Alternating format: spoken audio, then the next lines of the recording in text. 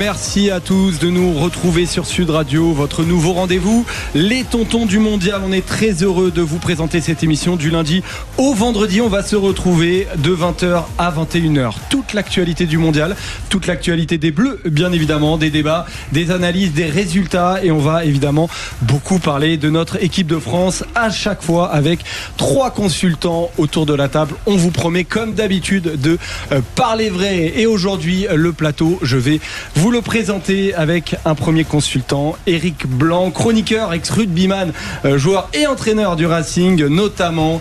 Bonjour Éric, comment vas-tu ? Bonsoir à tout le monde, parfait. Bon, nickel, tu nous promets de parler vrai sur cette antenne ? Oui, bien sûr, comme d'habitude, il n'y a pas de souci. Authentique. Toujours. Sur un ton solennel. Sur un ton très très solennel, Éric Blanc qui paraît calme, mais ne vous inquiétez pas, les salves peuvent partir à tout moment. En face d'Éric, c'est Nabil Djellit, journaliste et chroniqueur. Bonjour Nabil, comment vas-tu ? Bonjour à tous. Alors je vous promets d'essayer de parler, parce que quand on est en face d'Éric Blanc, l'exploit c'est de parler. Ouais, alors surtout parler sur de vrai, c'est une autre question. Ouais, non, mais ça, là aussi, je te fais confiance à peu près. On va essayer de se glisser entre les lignes, comme. Mais exactement. Et je te fais confiance pour ça. On fera vraiment notre mieux. De notre mieux, exactement. En tout cas, il y en a un qui connaît bien l'antenne de Sud Radio. C'est Emmanuel Galasso qui est avec nous aussi autour de la table. On vous entend le vendredi matin, notamment dans la matinale. Dans Parlons Foot. Bon, très heureux de te retrouver autour des tontons du mondial. Bonsoir Emmanuel. à tous. Je suis ravi d'être à côté de ces deux mastodontes. C'est une sorte. Au niveau de la silhouette, j'espère. Ah non, oui, d'accord. j'ai la vue qui baisse, donc je vois pas ce genre d'infos. Mais c'est à la fois un défi et c'est un bonheur. On va être une famille, on va se taper dessus, on va se faire des bisous, des câlins. C'est ça. Les tontons, c'est un peu ça finalement. Et puis il est affiné, Nabil Djellit, il est en forme pour ce mondial, j'ai l'impression aussi. Exactement, puis la chaleur. Ouais, la chaleur arrive. Exactement. On est un porteur d'eau surtout. Alors le sommaire de cette première émission, déjà on va en parler en début d'émission, mais le résultat complètement inattendu, c'est le match nul de l'Espagne contre le Cap-Vert, 67e nation mondiale, un 0-0, c'était à Atlanta, dans le groupe de l'Arabie Saoudite et de l'Uruguay. Bien voilà, les Espagnols ont été tenus en échec, ils n'ont pas réussi à marquer, ils ont même dû faire rentrer Lamine Yamal, mais ça n'a pas fonctionné. 0-0, on retrouvera du coup vos analyses sur ce sujet-là. Le sommaire, un top et flop en début d'émission, c'est l'échauffement. Ensuite, on aura 2 grands thèmes de débat. Les Bleus sont-ils les favoris de la Coupe du Monde ? On sait qu'il y a une armada offensive des Bleus. Ça peut pas nous échapper. Nabil a choisi son camp, il le défendra. Mais sur ce plateau, certains ne sont pas forcément d'accord et les placent même en outsider, pas forcément en favori. Mbappé est-il vraiment un bon leader pour cette équipe de France ? On se posera la question parce que Mbappé a donné un interview aujourd'hui dans le Parisien, notamment où il a été interviewé par ses équipiers. On a l'impression qu'il y a une osmose, mais à certains moments, il y a quelques critiques aussi autour du capitaine des Bleus. Est-ce que véritablement c'est un bon leader ? Et on terminera avec un penalty, le penalty d'Éric Blanc. Et tu nous donneras, Éric, notamment ton prono pour France-Sénégal, c'est ça ? Exact. Bon, on attend avec impatience. Je vais pas jouer beaucoup dessus, mais je te donnerai un prono. En tout cas, tu pronostiqueras tout ça et bien évidemment, on vous entendra, vous aussi, Nabil et Manu, sur ce sujet. Allez, tout de suite, l'échauffement. Les tontons du mondial, l'échauffement. Bon, on va faire un premier tour de table quand même parce qu'on ne s'y attendait pas nécessairement, Éric, ce match nul entre l'Espagne et le Cap-Vert. C'est la première sensation. Oui, j'ai vu que la deuxième mi-temps, mais 0-0, c'est vraiment une déception pour les Espagnols. Bon, bien sûr, ils ont monopolisé le ballon, la possession, les stats seront pour eux. Simplement, ils ont pratiqué un football qui est pas très efficace. Ferran Torres a eu une occasion sur la transversale. Yaman a essayé de sauver, mais bon, il a pas joué depuis 2 mois. Il est rentré 10 minutes. Il est à bout de souffle, à bout d'idées aussi. Donc voilà, c'est pas la fin du monde pour eux. On se rappelle en 2010, ils avaient perdu 1-0 contre la Suisse et ils avaient été champions du monde. Mais enfin, on attendait mieux. Ça a ronronné. Ils ont fait la sieste. C'est un football un peu en éventail, en espadrille, comme je dis, vitellement. On n'avait pas l'impression qu'ils étaient là pour tout casser. Donc c'est une petite piqûre de rappel pour eux. Mais c'est une déception et je pense que la presse espagnole va quand même les tailler un peu. Et ce qui est normal, vu le plateau, vu les joueurs, ce qu'ils représentent. Ouais, il va les tailler un petit peu, Nabil, la presse espagnole, pas qu'un peu, je pense, parce que c'est une sensation, on les connaît très dur aussi. Donc, c'est une sensation quand même. On parle de l'équipe championne d'Europe avec des joueurs qui jouent dans les meilleurs clubs au monde. Face au Cap-Vert, avant ce match-là, mis à part les spécialistes un peu du football africain et éventuellement du Cap-Vert, parce que tu as aussi des spécialistes du football africain qui connaissent pas plus que ça le Cap-Vert, qui connaissaient un joueur du Cap-Vert. C'est extraordinaire ce qu'ils ont réalisé, le Cap-Vert. Alors évidemment, on va pouvoir blâmer l'Espagne pour différentes choses. Je suis d'accord avec Eric, c'est vrai que c'était assez monotone. On avait l'impression de retrouver l'équipe d'Espagne de hand avec une possession stérile, un manque de verticalité. Alors évidemment, c'est une entrée en tournoi et on va éviter ici de tirer des conclusions, mais ça peut être aussi perçu de manière inquiétante de pas réussir à faire la différence face à une équipe, je vous le rappelle, et j'espère ne pas dire de bêtises, j'ai pas pu vérifier parce que j'ai plus de batterie, mais je crois que le Cap-Vert, ils étaient pas là à la dernière Coupe d'Afrique des Nations. C'est-à-dire qu'en fait, c'est une des 10 nations africaines qui, avec le Ghana, n'était même pas qualifiée à la dernière Coupe d'Afrique des Nations. Ah, c'est donc, clair. alors, on n'est pas au niveau d'un Algérie-Allemagne 82 ou Argentine-Cameroun en 90, qui avaient été des exploits incroyables puisque ces équipes-là avaient battu à ce moment-là l'Allemagne qui était un ogre européen et puis l'Argentine, de Diego Maradona. Mais là, sur la dernière situation historique, quoi. Déjà pour le Cap-Vert, c'est extraordinaire. Je crois que c'est une île de 500 000 habitants. Il aurait dû être la nation, en fait, un peu le plus petit poussé en termes de superficie et de population, mais Curaçao est venu se glisser entre-temps. Je vais terminer par une citation de Blaise Pascal. Ce match était l'infiniment grand contre presque l'infiniment petit, et bravo à l'infiniment petit. Bon, je m'attendais pas déjà dans les premières parties du tonton du mondial d'avoir déjà de la philosophie, mais j'aime beaucoup ça, Manu, ton analyse de cette Espagne très rapide. À part l'Allemagne et la Suède qui ont mis des roustes sur la première journée, ça confirme deux choses. Ça confirme que la chaleur, ça a tendance à impacter les organismes, que les gros comme l'Espagne qui a un jeu de possession ont du mal à jouer face à des équipes regroupées, et c'est le cas du Cap-Vert. Donc il faut pas tirer de conclusion hâtive. C'est vrai que c'est une surprise, on va pas se mentir. On va pas dire que personne n'aurait parié sur un match nul, et encore plus un 0-0 entre l'Espagne et le Cap-Vert. Maintenant, faut pas tirer de conclusion hâtive. L'Espagne, dès qu'ils vont jouer face à des blocs hauts, face à des équipes qui ont la possession, qui s'exposent, c'est pas la même partie d'échec. Donc c'est à la fois surprenant parce que c'est le Cap-Vert et que c'est un 0-0, mais c'est pas plus inquiétant que ça pour la suite, je trouve. Alors voilà les analyses en tout cas. Le truc, c'est qu'ils sont pas dans le groupe des blocs hauts, parce que quand ils vont se pointer face à l'Uruguay de Bielsa, alors qui est assez vertical, on les connaît. Bon, alors évidemment, ils vont hausser leur niveau de jeu, et puis l'Arabie Saoudite qui va aussi forcément les attendre. Mais enfin, bon, c'est des joueurs qui sont habitués à ce genre de configuration. Et après, tu peux avoir des équipes quand même qui vont laisser le ballon. Ils auront des possibilités de contre-attaque. Faut-il encore que Nico Williams se réveille? Yamal, on va lui laisser un peu le temps. Mais là, avec des joueurs, avec Oyarzabal, Ferran Torres, un faux avançant, Olmo qui est rentré de temps en temps, c'est pas évident qu'ils aient aussi de la profondeur. Si les mecs sont bas et que eux, par contre, contre l'Espagne, ils sont prêts à jouer des contre-attaques. C'est ce qu'a fait le Cap-Vert. À la fin, ils ont une tête incroyable.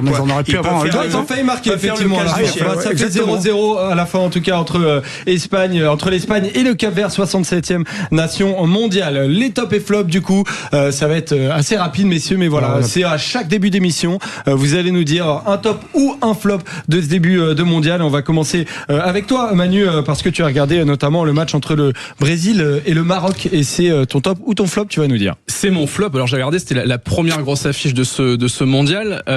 Alors moi, mon flop, alors ça sera un top pour le Maroc, mais moi c'est un flop pour le Brésil, parce que je ne reconnais plus cette équipe du Brésil. Je trouve qu'elle décline depuis 10 ans. Là, ils ont pris la foudre contre le Maroc. C'est peut-être leur pire match, en tout cas au moins leur pire première mi-temps depuis la défaite 7-1 face à l'Allemagne en 2014. Et en fait, cette équipe, elle s'est européanisée, elle s'est aseptisée. L'arrivée d'Ancelotti n'a absolument rien changé. En fait, on a perdu la magie de ce qu'était le foot brésilien, des Rafinha, des Vinicius. Alors la Rafinha qui était complètement à l'ouest en plus, mais c'est des joueurs qui peuvent allumer la flamme. Mais on a l'impression, on en parlait en off, des latéraux. Enfin, cette équipe du Brésil, en fait, on ne la reconnaît pas footballistiquement dans la philosophie de ce qu'est le foot brésilien, et même intrinsèquement, c'est pas une belle équipe. Quand à un moment donné, il y avait un gros plan dans les tribunes où on voyait les Kaká, les légendes de 2002, Roberto Carlos et Ronaldo, R9, parce que faut parler de Thiago quand même. comment c'est possible que le 9 du Brésil ce soit Thiago qui fait une belle saison à Brentford, mais quand t'as un plan sur Thiago où tu vois R9 dans les tribunes, j'ai envie de dire à R9 rentre sur la pelouse et remplace Thiago quoi. Donc, ils ont été capables à une époque de faire jouer Hulk. Oui, t'as raison, c'est tous les super-héros. Donc juste pour conclure, voilà, je pense que le Brésil sortira de la poule parce que c'est pas une poule d'un très gros niveau, mais j'ai très peur pour la suite et je pense que ça ira malheureusement pour le Brésil pas très loin dans cette Coupe du Monde. Il y en a un en tout cas qui a fait mal à ces Brésiliens, Eric Blanc, c'est Ayoub Boadi, le milieu de Lille notamment, qui t'a impressionné, c'est ton top. 18 ans, première Coupe du Monde, il a choisi l'équipe du Maroc. Voilà, il a du David Guetta en lui, il mixe son football, classe mannequin. Voilà, il peut jouer en smoking. Parfois, il peut même sortir les poubelles parce que moi, je l'ai vu faire tacler à droite, à gauche et récupérer des ballons. C'est un gosse qui m'a bluffé. On l'avait vu et c'est pas la première fois. Il avait écrasé à lui tout seul pratiquement. Bon, j'exagère, le Real Madrid. Rappelez-vous, lorsque Lille avait gagné 1-0 en Ligue des Champions. Et puis, il a bac plus 5. Enfin, je plaisante, mais il a 3 ans d'avance. Il a une tête bien faite. J'ai lu un reportage sur lui il y a 2 ans, tu vois. C'est impressionnant la maturité qu'il a et c'est un joueur qui va compter. Et à mon avis, déjà les carnets de chèques sont sortis. Là, le Mont Blanc, il va entre 4-5 présidents et les 0, tu vas les aligner très rapidement. C'est-à-dire qu'à la fin de la Coupe du Monde, je pense que il est parti. Ouais, et sûrement, en tout cas, il y a PSG notamment qui est intéressé. Bach a 16 ans, mention très bien scientifique. Hein. Et l'équipe qui pour l'instant à la pole, mais ça pourrait changer parce que quand tu brilles en Coupe du Monde, évidemment, ta cote, elle explose. Unai, sa cote, elle avait explosé lors du dernier mondial. Luis Enrique, d'ailleurs, l'avait découvert puisqu'il ne le connaissait pas. C'est Arsenal, pour l'instant, qui tient la pole. Ça ne veut pas dire que c'est fait. Mais un joli coup. En tout cas, t'as raison, il va basculer dans une autre dimension. Bon, en tout cas, je suis pas sûr, Nabil, pour ton flop. Pour ton flop. Ouais. Je suis pas sûr que la cote, en tout cas, des Tunisiens va beaucoup monter, notamment celle de Sabri Lamouchi. Oui, effectivement. Donc malheureusement, c'est la Tunisie qu'on a rencontrée nous il y a 4 ans, une équipe qui était solide à ce moment-là, parce que l'ADN du football tunisien, c'est pas marquer de but, ça ils continuent globalement à le faire, et pas prendre de but. Ça, ils le font malheureusement beaucoup moins depuis 2 matchs. Ça a été la meilleure défense des éliminatoires zone Afrique Coupe du Monde, 0 but encaissé. Et là, sur les 2 derniers matchs, un amical face à la Belgique et ce match face à la Suède, c'est 10 buts encaissés en 2 matchs. Et effectivement, Sabri Lamouchi, là, on est dans une situation un peu un peu compliquée, un peu floue. C'est pour ça qu'on va prendre des pincettes. Il est sur probablement du côté de la fédération tunisienne. Il y a un fort courant pour le remercier Tunisien. Et le remettre dans l'avion.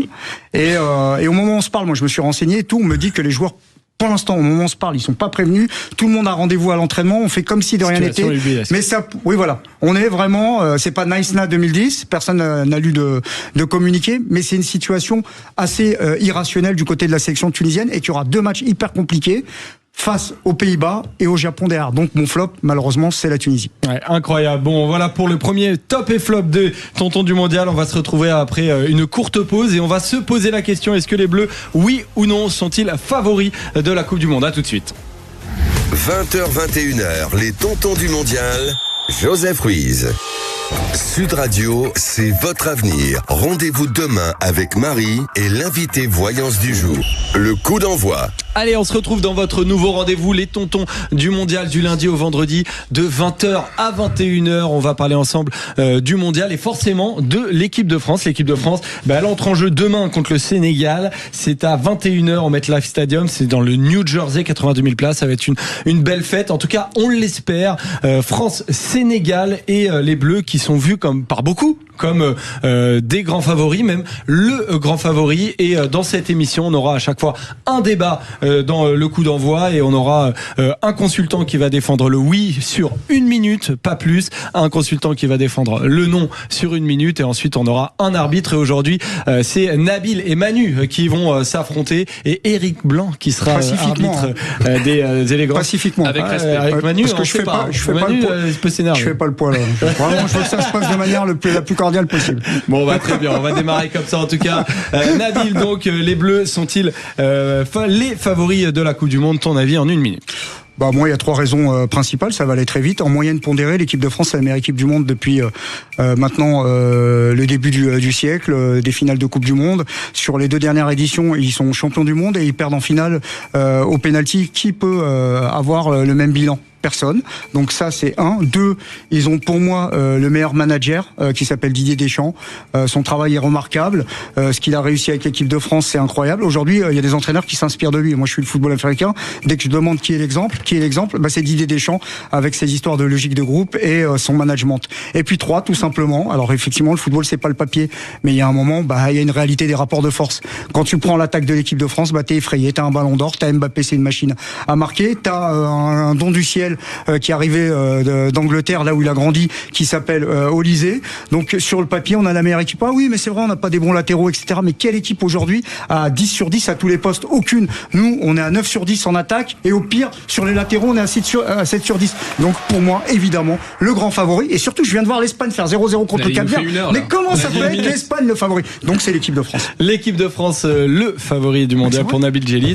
Une minute, un tout petit peu plus, une petite prolongation pour Manu. 1 minute 10. L'avis contraire, Manu, pourquoi est-ce que les Bleus ne sont même pas favoris parmi les favoris Non, je pense qu'il y a une shortlist des favoris, mais la France ne fait pas partie de cette shortlist. La France fait partie des outsiders. Pourquoi? Parce qu'il suffit de regarder l'historique du palmarès de qui a été champion du monde. À chaque fois, c'est basé sur une défense de fer. Voilà, on peut prendre tous les exemples depuis 1930, et si on prend celui de la France, 98-2018, les deux titres, ils se construisent sur quoi? Sur des défenses béton. Aujourd'hui, la défense de l'équipe de France, c'est à quoi boulevard? C'est-à-dire que Théo Hernandez, il fait une longueur aller, il fait pas la longueur retour. Koundé, il sort pas du pédiluve, il a peur d'aller au large. Et en défense centrale, Upamecano, super, top player, nickel, mais à côté de lui, on a quoi? Saliba, physique incertain, Maxence Lacroix, c'est très fragile et c'est encore trop tendre, et notre ami Konaté, il est dans la prolongation de sa saison ratée à Liverpool. Et j'ajoute à ça que sur les 8 éditions qui ont eu lieu en Amérique du Sud, il y a que l'Allemagne qui allait s'imposer là-bas, c'est que des nations sud-américaines. Donc si la France est championne du monde, elle fait 2 exploits: gagner avec une défense qui prend l'eau, et gagner en tant que club européen, en tant que nation européenne sur le sol américain. Eh ben voilà, en tout cas l'avis est posé un tout petit peu. C'est surtout ça qui m'intéressait, c'est combien il a mis de temps? Du coup 57 secondes, quelque chose comme ça. D'accord. Contre 1 minute, c'est même battu sur le temps, Nabil. Tiens.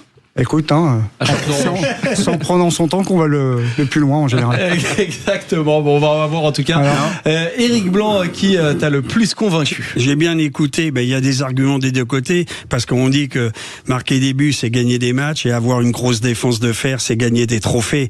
Maintenant, devant, on a quand même les Rolling Stones. Avec Mbappé, c'est Mick Jagger. Il prend de la place et il prend de la lumière. J'espère qu'il en laissera pour les autres, qui pourront jouer. Au milieu, il y a 2 tourelles. Moi, je suis pas convaincu. De défensifs, ils peuvent sortir la sulfateuse, ils sont physiques, mais c'est pas moi ce que j'aime au milieu de terrain pour créer, pour apporter une plus-value. Et puis derrière, c'est vrai que la banquette arrière du 15 de France, il y a des trous sur les côtés.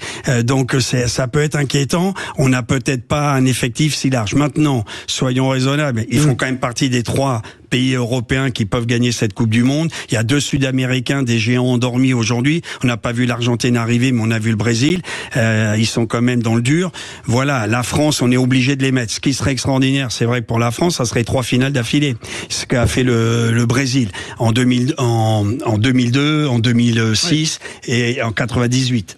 98. Le Brésil, ils ont fait 94, 18, 2002. Voilà, ils en ont gagné 2, ils ont perdu 1 contre l'équipe de France.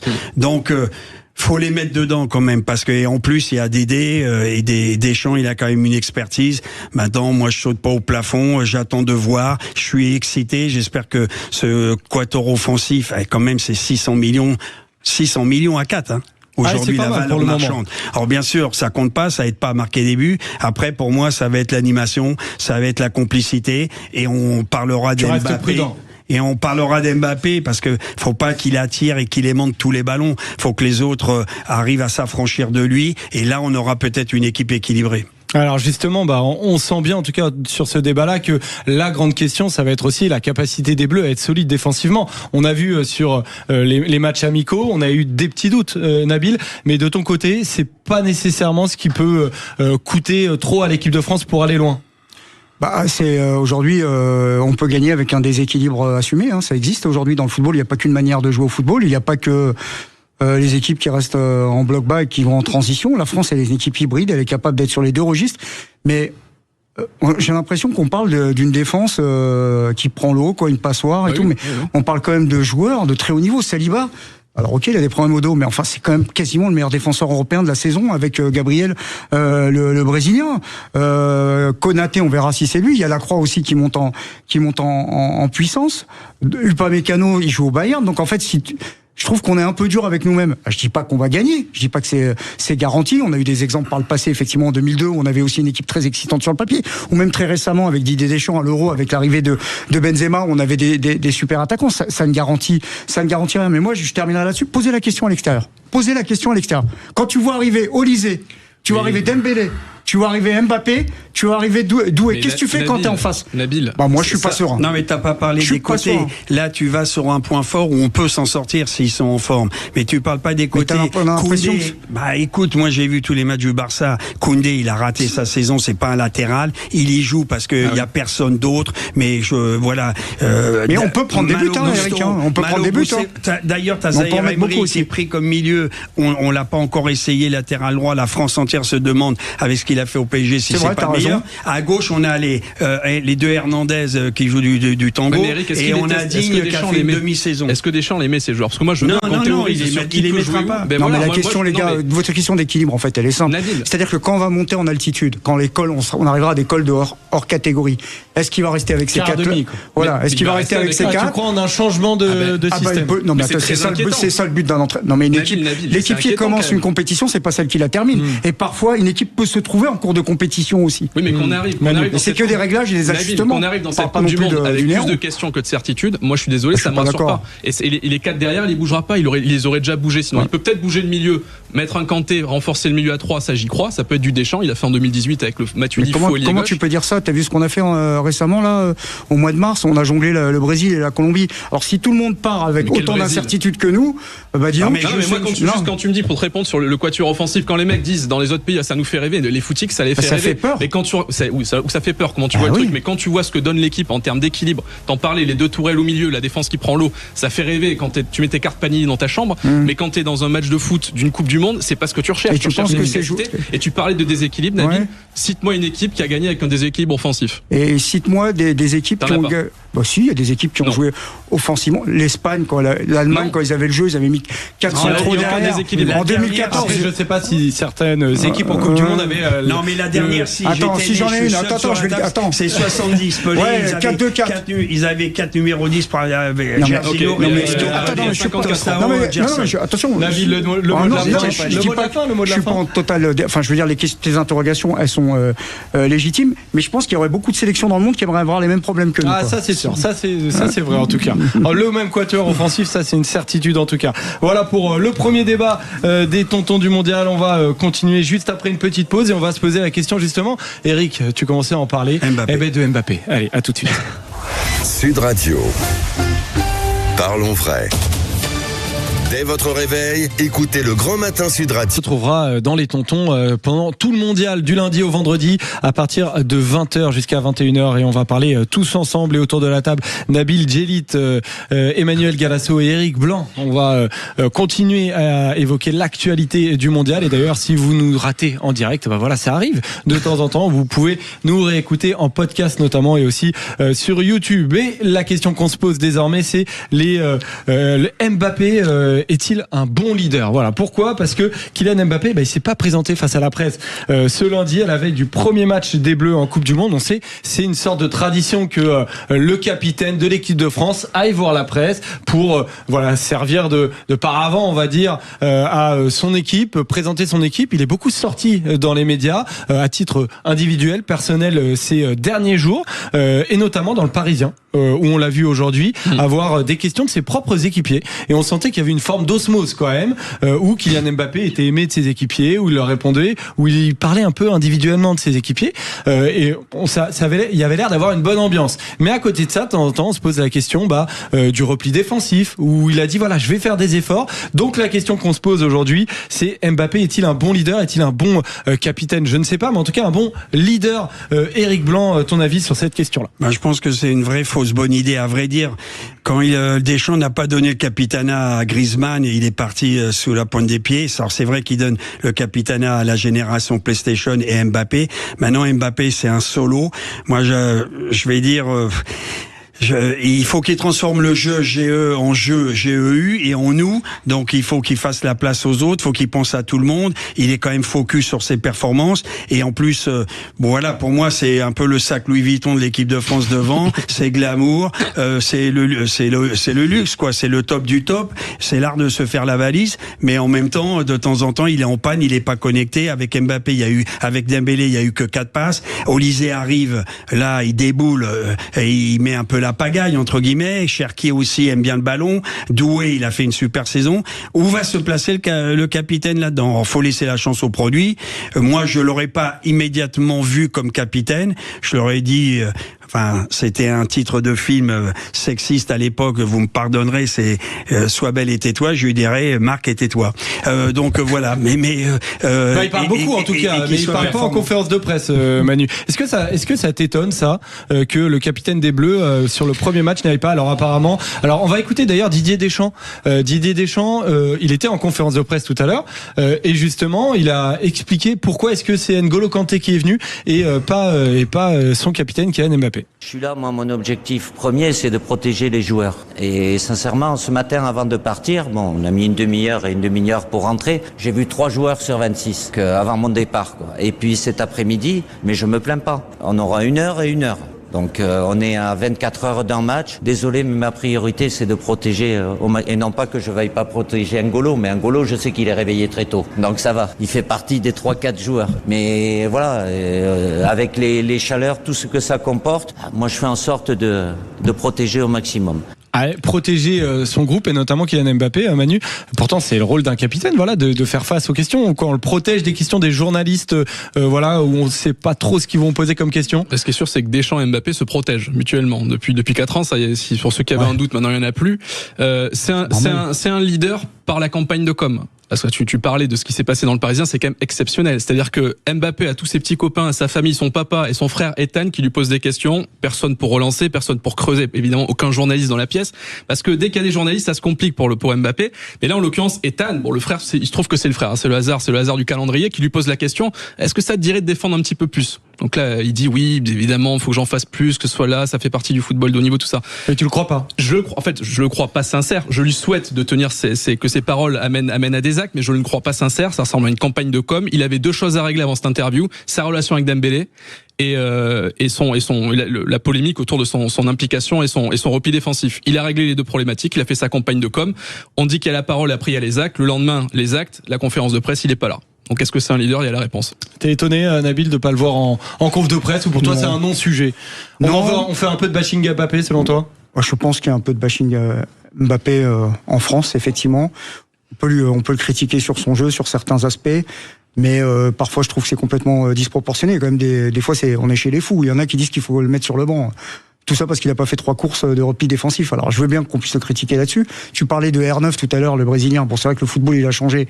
Bon, R9, moi je me souviens, personne n'a regardé ses replis défensifs. En revanche, quand il avait le ballon, c'était comme Mbappé, c'est-à-dire que les premiers appuis, tu pouvais aller chez l'ostéo tout de suite après. Donc pour moi, Mbappé il est là pour mettre les buts. Est-ce que c'est un bon leader? Moi, je juge sur les faits et sur le terrain. Coupe du Monde, je parlais tout à l'heure des Coupes du Monde. La Coupe du Monde, là, on arrive en finale là, contre l'Argentine. Là. 2022. Ouais. Qu'est-ce qui se passe à la mi-temps? Les images, il prend la parole. Qu'est-ce qu'il fait ensuite sur le terrain? Il retourne le match. Parce que si il se comporte pas en leader à ce moment-là, le match il est terminé au bout de 90 minutes et on a pris 3-0 face aux Argentins. Donc pour moi là, il s'est comporté en leader. Ensuite l'association, la complémentarité, son histoire aussi avec le Paris Saint-Germain qui est un peu, on va dire écorné ou du moins il a eu des mots pour Nasser notamment. J'ai trouvé ça plutôt bien et plutôt en disant voilà, t'as raison, c'est pour Nasser, pour Luis Campos en disant c'était plutôt inattendu d'ailleurs. Mais après pour moi sa place de capitaine il a pas volé, il a été la chercher. Vous me dites Deschamps il protège, mais c'est normal, c'est un phénomène. Il lui a mis je sais pas combien de buts, il l'a sorti de je sais pas combien de situations. Pour moi il a été cherché en fait. Maintenant la clé pour lui, pour donner un peu pour moi la clé pour lui à titre personnel, c'est d'être aimé par ses coéquipiers. Parce que, par exemple, Diego Maradona, quand tu regardes les reportages, les documentaires, les gars, ou Messi même récemment, ils allaient à la guerre pour lui, les autres autour. Et là, t'as pas cette impression-là? Je pense que la clé pour lui, elle est là. Et c'est ça que j'attends. De voir.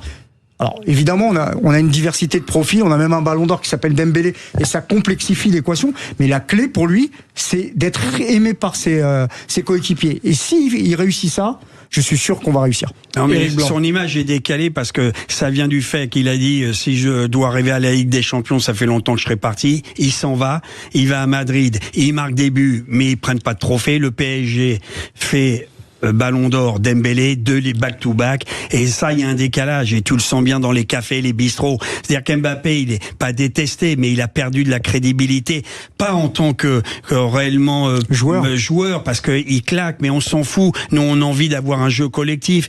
Tu vois bien les équipes de rugby, de hand. Bien sûr, il y a toujours une star. Bien sûr, il y a un type en tête de gondole, mais on veut que ça joue, qu'on fasse des efforts, qu'il y ait de la sueur. Voilà. Alors, c'est pour ça que les types envisagent de mettre Mbappé côté gauche, mais pourquoi il le mettra pas? Parce qu'il a peur qu'il reviendra pas. Tu vois ce que je veux dire? Au moins devant, il peut presser un peu, mais il est caché entre guillemets parce que t'as jamais demandé à un mec avant-centre de faire les travaux. Mais c'est d'Hercule. Mais s'il le remet côté gauche, il fait péter Doué par exemple, et il joue avec Dembélé qui remet un peu comme au Paris Saint-Germain, et derrière à droite Olysée et un Cherki ou pas. Bon, là t'as peur défensivement, et on revient aussi. Alors, Eric à la défense à gauche. Il le met où Mbappé?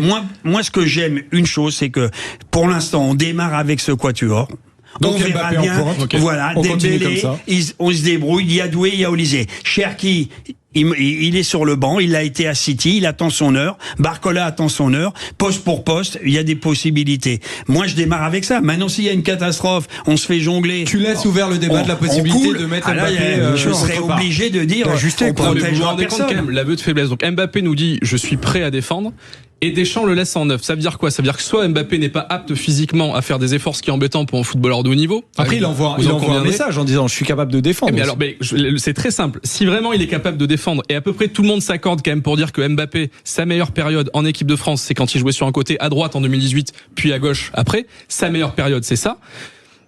Soit Deschamps n'a pas la vision et n'arrive pas à voir là où Mbappé est le meilleur, soit Deschamps se dit je préfère avoir Mbappé qui est en neuf, qui est pas à son meilleur poste et qui défend pas. Je pense que Deschamps ne fait pas confiance à Mbappé pour défendre et qu'il a peur que ça déséquilibre son groupe. Mais où est-ce qu'il joue en club aujourd'hui, Mbappé? Mais au Real, il joue en neuf. Il joue en neuf. Ouais. Et il y a Vinicius, de toute façon, qui a pris la place. Attention, Mourinho, s'il arrive, il va peut-être changer tout ça en exfiltrant un jour ou deux, on verra. Il va se passer des choses à Madrid, mais en 2018, il y avait 4 CRS. Au milieu de terrain. Bien sûr. Alors, non, mais il pouvait un peu moins courir. Matuidi jouait faux ailier gauche là-haut. Kanté, 3 poumons. Voilà. Donc, on le laissait. Il avait 18 barreaux. Il arrivait de Monaco. Ouais. Il était en culotte courte. Allez, vas-y, fais ce que tu veux, accélère. Et c'était un phénomène. Pas des promesses qui tiendra pas. R9 en 2002, quand il jouait en neuf et qu'il arrive sur un genou à donner la Coupe du Monde au Brésil, il y a pas de souci. Il est sur un genou, c'est R9. On lui pardonne, il nous le dit. Là, Mbappé nous dit si je veux, je peux défendre. Alors défends. Là, on va le voir. S'il le laisse en neuf, demain, s'il le laisse en neuf face au Sénégal et qu'Mbappé ne fait pas les efforts défensifs, ça veut dire que toute cette interview avec le Parisien, c'était une grande campagne de propagande et qu'Mbappé nous a fait une promesse qui tiendra pas. Mais tu peux quand même gagner parce que à un certain âge, tu vois, Messi, il faisait plein de choses et puis il était un vrai leader. Tout le monde était derrière lui. Il avait pris la parole pour défendre ses joueurs contre les journalistes. Je parle de la Coupe du Monde. T'as vu l'unité qu'il y a, tu le protèges. Hein. Il est en plein milieu. Tu peux pas toucher Messi. Un Paredes, De Paul, même le gardien de but Martinez, il fait 100 mètres, il vient de mettre un coup de boulon. Hein. Donc il en est pas là. Mbappé pour l'instant c'est la superstar, il est au-dessus. La preuve, le Ballon d'Or, le Ballon d'Or, il fait allégeance quand même. Ils sont potes depuis la maternelle, ils ont 1 an d'écart, ils ont tout fait ensemble. Mais tu vois, j'aimerais pas que Dembélé, parce que moi j'adore Dembélé, mais Dembélé, équipe de France 0. Mais 0, il joue pas son poste. 2018, il démarre l'Australien à gauche, il coule. Et Deschamps le sort. De la dernière Coupe du Monde 22, il crochette Di Maria. Dehors. Et il a des stats, je sais pas. Qu'est-ce que tu fais à la place de Deschamps? 7 buts, 9 buts comme Olysée qui vient d'arriver. Et moi j'attends, c'est un Ballon d'Or, c'est un mec magique. Pied gauche, pied droit, tu sais pas ce qu'il va faire. Et alors donc il y a un problème de placement, d'animation, j'en sais rien. Il y en a un qui a été cherché. Il doit pas enterrer Dembélé, quoi. David Gélit. Mbappé reste un intouchable. Mais pour Eric, il a tout dit, mais pourquoi il serait questionné? Il a fait le boulot. Mais attendez. Il a été non mais il te parle de Dembélé. Dembélé, son histoire avec le Paris Saint-Germain, elle est énorme. Mais avec l'équipe de France, c'est peanuts pour l'instant, malheureusement. On va quand même. Mais il a déjà essayé à tous les postes. On fait une rétrospection là sur les 2 ans. On a un gars. Son meilleur poste avec le PSG et en équipe de France, c'est pas le même fonctionnement. Mais justement, Nabil, c'est là où j'en viens. Depuis 2 ans, il joue neuf avec le PSG, il gagne 2 Ligues des Champions. Autour, qu'est-ce qui se passe? Il joue 9 avec le PSG, faux 9 si tu veux. Ici, c'est l'émission d'experts, on va dire. Je vais essayer d'aller si tu veux qu'on fasse semblant, on peut faire semblant. Maxime, il lance 5 minutes. Il joue 9, faux 9. Tu peux dire ça comme tu veux. Avec le PSG, il gagne 2 Ligues des Champions parce qu'autour, il y a une animation où ça défend. Et est-ce qu'il joue avec Neves, avec Vitinha? Parce que Neves, il compense à gauche. Mais ça dépend de ce que met en place Deschamps. Mais si tu dis, on fait jouer, on est la seule nation quand même. Tu veux déboulonner le roi, c'est tout. On est la seule nation qui a un ballon d'or et qui ne le fait pas jouer à son meilleur poste. Comment on peut expliquer ça? Tu parles des autres pays dans le monde, comment ils peuvent. Mais le ballon d'or, il l'a gagné avec l'équipe de France ou il l'a gagné avec le PSG? Mais justement, il faut faire. C'est fou. Et donc, attends, mais Mbappé, qu'est-ce que tu as à lui reprocher concrètement? Tu lui dis de jouer à gauche, c'est son meilleur poste, et tu lui dis de faire les efforts défensifs comme Doué. Ça marche pas comme ça, parce qu'il y a un autre paramètre qui rentre en ligne de compte, et c'est peut-être aussi pour ça que Deschamps le fait pas, c'est qu'en fait, derrière, t'as pas Paolo Maldini pour couvrir. C'est-à-dire que, vous parliez tout à l'heure de nos problèmes défensifs, le fait d'avoir Théo Hernandez, c'est pas qui on a eu de costaud, c'est pas Vicente Lizarazu par exemple, quoi. Si Mbappé défend. Et donc il y a aussi ça qu'il faut prendre en compte, c'est-à-dire les complémentarités. C'est pas le fonctionnement d'un seul joueur, c'est aussi ce qui se passe autour de lui. Quand il cite Kanté, quand il cite Rabiot, quand il cite Matuidi, si ceux-là sont encore là et qu'il le met à gauche, je peux dire qu'il est tranquille, parce que les mecs derrière ils te font le service après-vente. C'est Emmanuel. Là c'est pas le cas. C'est dramatique ce que t'es en train de dire. Dramatique. Je pense qu'il y a des choses plus dramatiques. J'écoute ce que tu dis, Nabil. Mais je te remercie. Deschamps, Théo Hernandez, défenseur gauche, d'accord? Ce qui est déjà une mauvais choix parce que Digne est meilleur que lui. Mais il décide de mettre Théo Hernandez défenseur gauche et il choisit son milieu offensif gauche en fonction de Théo Hernandez. Mais il fonctionne tu sais, le football, c'est des complémentarités, des duos. Oui, mais donc tu choisis si c'est Maldini, Théo Hernandez, d'accord? On parle de Théo Hernandez. Ouais. Tu fais pas ton animation offensive en fonsion de ton arrière-gauche qui est pas à sa place. Lui, il pense qu'aujourd'hui, au moment où on se parle, je pense qu'il doit un peu connaître son sujet, mais après, bon, je sais pas. Peut-être que Deschamps le découvre. Après, il y a 70 millions de sélectionneurs, tu le sais. De toute façon, il apportera les ajustements qu'il faudra. Et Mbappé, qu'on fait penser pour un mauvais élève et tout, et machin, il sait que c'est la Coupe du Monde, il sait qu'il a raté sa saison avec le Real. Collectivement, il fera les efforts qu'il faut. Moi, je vous prends les paris ici et on en sera les plus heureux du monde. Je le souhaite. Non, mais pour conclure, non, je dis Mbappé, c'est au Marseillais intouchable. Pour le moment, bon, on verra. Après, en tout cas, le débat restera ouvert, mais si ça marche. Ouais, merci, exactement. Intouchable dans la surface, sinon il y a pénalty. Exactement, pour le moment. Très fort. D'ailleurs, le penalty, ça va être juste après une courte pause. Me dis pas que t'as pas fait exprès, Nabil. Moi, c'est un peu le penalty imaginaire ou la VAR. Allez, c'est la dernière partie des Tontons du Mondial. On est ensemble jusqu'à 21h et soyez présents parce que il va y avoir le penalty d'Éric Blanc. Ça va être le pronostic d'Éric Blanc sur ça sent la panne karaté, mais on va Allez, à tout de suite sur Sud Radio. Avec Impulse qui accompagne les champions jusqu'au sommet. Les Tontons du Mondial, le penalty, la dernière partie de votre nouveau rendez-vous sur Sud Radio, 20h, 21h. On va être ensemble pendant l'entièreté de la Coupe du Monde, les amis, jusqu'à la finale, on l'espère, avec l'équipe de France. L'équipe de France qui, justement, va entrer en scène ce mardi, demain, contre le Sénégal. Forcément, on se rappelle de 2002, ça avait été une triste histoire avec ce but de Papa Bouba Diop, malheureusement. Mais on espère que le scénario sera différent. Mais bon, avec une équipe de France qui... un tout petit peu douté sur les matchs amicaux et le Sénégal qui est une belle équipe. Nabil, on va voir. Et puis il y a aussi une pensée, malheureusement il est plus là, pour Papa Bouba Diop également. Exactement. Oui. On aura une pensée pour lui forcément dans ce match où on relie plein d'anecdotes autour de ce match mythique qui a été malheureux pour nous, mais forcément extraordinaire et historique pour le Sénégal. Eric, ton penalty, donc ça va être le pronostic des Bleus. Décris-nous. Tu vas regarder dans ta boule de cristal et tu vas nous donner ton pronostic pour ce premier match des Bleus. Ouais, toujours difficile, sinon je serais milliardaire. Mais bon, moi j'ai vu la Côte d'Ivoire. C'est pas déjà le cas. J'ai vu la Côte d'Ivoire. On a fait une première mi-temps. C'était un match amical, mais on va dire globalement, mais je laisserai la balle à Nabil. C'est des équipes qui se ressemblent, des qualités athlétiques. Ils combattent, ils vont vite, ils aiment jouer en transition, rapidité. On a vu le Sénégal qui a gagné quand même la CAN sur le terrain, qu'il a perdu après derrière. Je dirais. Face à la justice, mais moi je vois l'équipe de France gagner 2-1, je vois une équipe être capable de mener 2-0 et en prendre un, ça c'est le domaine du possible. Je pense qu'on va dominer, on va quand même avoir la balle, mais un match difficile parce que vous le voyez bien, les grandes nations c'est compliqué. 2, il fait chaud. Donc moi, je sais pas quelle température il fera, mais en tout cas, jusqu'à maintenant, quand tu vois les images de Boston, etc., les mecs, il fait 30-35. Voilà. Donc je vois une équipe de France rentrer tout doucement sur la pointe des pieds, ne pas rouler sur l'adversaire, ne pas l'écraser comme l'espérait peut-être Cherki, parce qu'en face, t'as une équipe, t'as un état d'esprit, t'as des mecs, et Mané, lui, c'est un vrai leader, ouais. et les joueurs, ils le suivent. Donc avec un milieu de terrain, j'ai vu les deux gays, t'as Fofana de Monaco, Koulibaly joue ou pas, Niakate de Lyon. Enfin, quand tu les vois après, c'est pectoraux, biscotto, et il lâche rien. Donc 2-1, mais c'est un score qui est quand même assez serré, avec quand même, je note, une domination globale des Bleus, Eric, parce que tout le monde je le sens comme ça, voilà. Il sort du stade, Eric, là, il a vu le match. Exactement. Bon, on va voir si... peut-être vous repasserez ça et je serai puni. C'est déjà un rendez-vous auquel on pense. On l'avait pas forcément prévu, mais la VAR des tontons du mondial, ça m'intéresse beaucoup d'écouter forcément l'avis, parce que c'est un jeu auquel on se prête, mais on a effectivement pas toujours raison. Mais on va s'amuser avec ça. Nabil, ton pronostic pour ce France-Sénégal? J'hésite entre une victoire courte de la France et un match nul, mais je vais donner l'équipe de France d'une courte tête. Voilà. Parce qu'il y a quand même des joueurs qui sont un peu ingérables chez nous. Olysée notamment, qui est franchement en feu. On a vu ce qu'il a fait la dernière fois.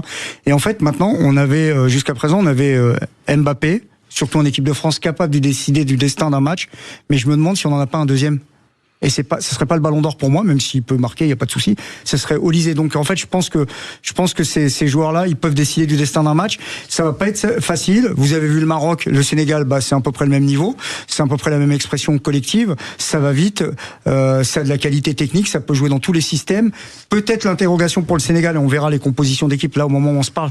Je le sais pas. Je les ai vus contre les États-Unis d'Amérique. Ils ont perdu 3-2. Ils ont été un peu ballottés. C'est peut-être la question de la charnière centrale, savoir si Khalidou Koulibaly, le double K, comme on l'appelle, sera titulaire ou pas, parce que tu parlais de Sadio Mané à juste titre, très fort dans le Mané Time. L'autre leader et l'âme de cette équipe, c'est Khalidou Koulibaly. Maintenant, les joueurs de l'équipe de France, ils sont prévenus, et Deschamps aussi, mais on n'est pas comme en 2002, je pense, quand même, parce qu'en 2002, on planait, on avait les meilleurs attaquants à droite à gauche, et on était intouchables, on était sur un run incroyable depuis l'Euro, et là, ils sont prévenus, parce que maintenant, les joueurs, si tu reprends le CV des joueurs sénégalais, c'était de la grande qualité en 2002, mais là, ils ont upgradé, comme on dit. Ils jouent dans des top clubs européens, on les voit, ils se connaissent, les joueurs entre eux, donc les Français savent parfaitement la qualité de l'adversaire. Et à mon avis, les Français feront pas ce qu'a fait l'Espagne face au Cap-Vert. Manu, ton pronostic? Pronostic 1 partout. Ça peut être d'un but, ça va jouer à pas grand chose. Je pense que je vois pas la France écraser le Sénégal. Si Cherki le dit. Après oui, Cherki, il fait une bande-annonce, on verra jamais le film, je pense, Cherki, mais je vois pas la France écraser le Sénégal. Une victoire du Sénégal, là pour le coup, ce serait une énorme surprise. Énorme, j'irais pas jusqu'à là. Je dirais surprise. Ouais. Après, on peut toujours jouer sur les mots. On parle quand même d'une équipe. Alors comme l'a dit Eric à juste titre, c'est vrai qu'on va devoir attendre le TAS. Bon, moi je dis qu'il y a 2 champions d'Afrique, comme ça j'ai aucun problème. On parle d'une équipe. En tout cas, non, mais si tu veux. Quoi qu'il arrive sur la dynamique, ce qu'ils ont fait à la CAN, et ils ont gagné sur le terrain. Après, on verra qui prend le trophée à la maison, mais en tout cas, ils ont gagné sur le terrain. Il y a une dynamique qui a été créée, et je parlais de stabilité. Eux, en termes de stabilité, sur chaque ligne, c'est béton. Alors après, ils ont moins de talent que nous. On parlait des 4 fantastiques qu'on a offensivement, ils les ont pas. Mais ils ont un meneur, Sadio Mané, un capitaine. Tu donnais l'exemple tout à l'heure, Eric, de Messi pour l'Argentine, où on se posait la question du capitanat, de qu'est-ce qu'un leader. Lui, c'en est un pour le Sénégal, et ses coéquipiers. Pour ce qui semble être sa dernière Coupe du Monde à 34 ans, je pense qu'ils vont tout donner pour Sadio. Ça peut être un supplément d'âme. Donc ils arrivent avec de l'ambition, le Sénégal. Et avec de l'ambition. C'est-à-dire que c'est plus les pays africains qui arrivent pour passer le premier tour. Eux, ça les intéresse pas le premier tour. On n'est plus sur ce paradigme-là. Voilà. Comme le Maroc. C'est des équipes qui veulent voyager loin. Aujourd'hui, le Maroc et le Sénégal, ils font partie des outsiders. La Côte d'Ivoire en dessous de l'équipe de France, la Côte d'Ivoire. Mais c'est plus les petits poussés qui viennent. C'est pas Curaçao. C'est des équipes qui ont un statut, qui sont attendues, qui sont craints. Tu parlais du Sénégal 2002. Ils jouaient tous en Ligue 1 quasiment les joueurs. Aujourd'hui, les Sénégalais jouent un peu dans les plus grands clubs européens, ou même d'ailleurs en Arabie Saoudite, parce que t'as vu que Koulibaly et Mané jouent en Arabie Saoudite, ce qui empêche pas. Edouard Mendy, le gardien. Ce qui nous a pas empêché d'être performants la dernière. Exactement, ce qui n'empêche pas d'être performant. Donc je pense que ça a tout du match piège, mais je pense aussi en effet que l'équipe de France, le staff de Didier Deschamps s'y attend. C'est pas le Cap-Vert face à l'Espagne, ils vont pas les prendre de haut, on va pas faire une 2002 bis. Ils vont s'y attendre, mais ça n'empêche pas que même si on s'y attend, ça va être sans doute un match très âpre et très dur pour la France, avec un combat au milieu.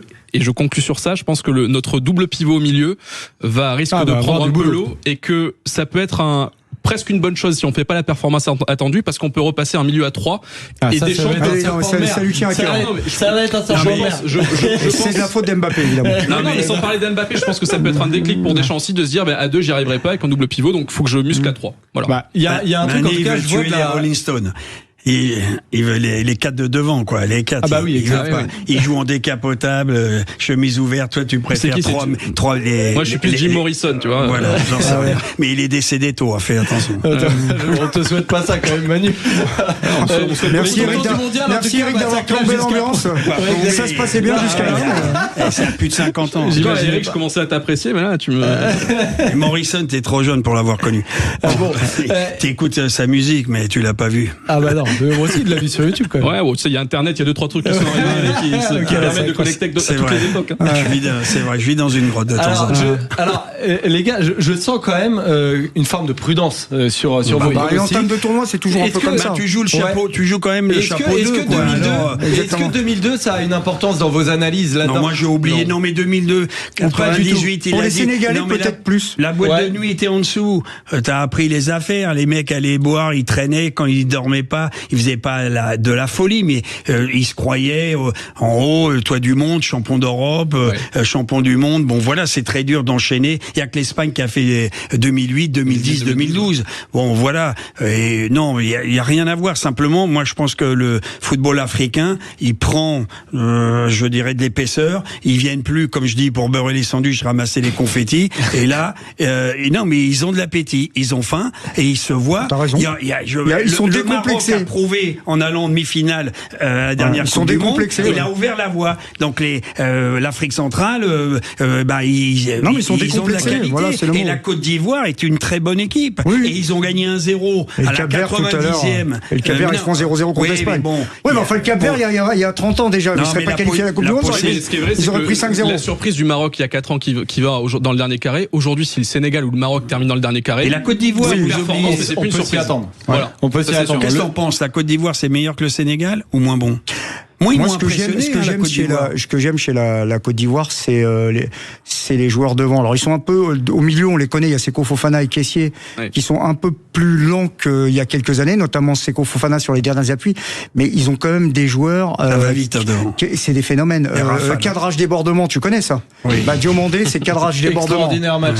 Donc, l'ailier de la Côte moi, d'Ivoire. j'aime beaucoup la qualité des joueurs offensifs. Et derrière, c'est aussi très solide avec de la qualité. Honnêtement, en Afrique, tu as le chapeau 1. Aujourd'hui, c'est Maroc, Sénégal et Côte d'Ivoire. Donc, on aura affaire à une forte équipe.